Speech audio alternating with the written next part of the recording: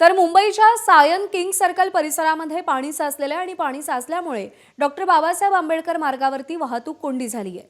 Matunga Sion Dadar TT परिसरात वाहतूक कोंडी झाल्याचे चित्र पाहायला मिळतंय।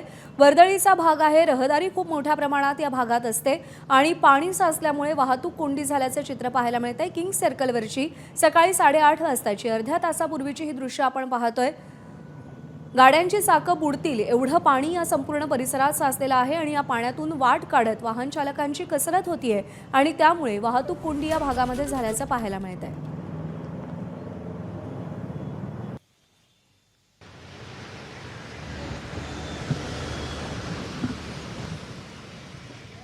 हो, गांधी मार्केटमध्ये दरवर्षीप्रमाणे या वर्षी देखील या संपूर्ण परिसरात पाणी साचलेलं आहे। आपण बघतोय की संपूर्ण रस्ता हा पाण्याखाली गेलेला आहे। बाईक चालकांना मोठ्या अडचणी येत आहेत। आपण बघतो अनेकांच्या गाड्या या ऐन रस्त्यामध्ये बंद पडलेल्या आहेत। जो पूल गांधी मार्केटमध्ये उतरतो तो तर बंद करण्याची पाळी इथे सध्या आलेली आहे।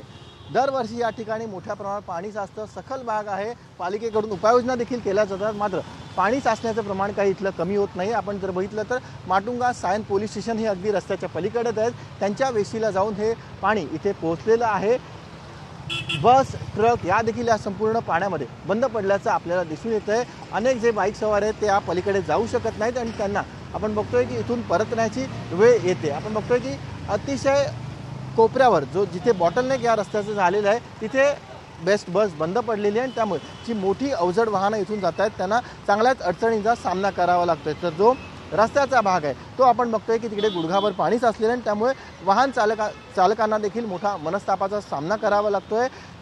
माटुंग्याच्या दिशे सायनकडे येणारा हा मार्ग आहे आणि पूल बंद करण्यात आलेला आहे, कारण पाणीच इथे एवढं झालेलं आहे की ज्या छोटी चारचाकी वाहनं आहेत ती इथून जाऊ शकत नाहीत, म्हणून संपूर्ण पूल इथे बंद करण्यात आलेला आहे। पालिकेचे कर्मचारी इथे आहेत, मोठाले पंप इथे पालिकेकडून दरवर्षी लावले जातात, मात्र ते सगळे अपुरे ठरल्याचं आपल्याला दिसून येतंय। कोट्यावधींचा खर्च पालिका दरवर्षी करत असते।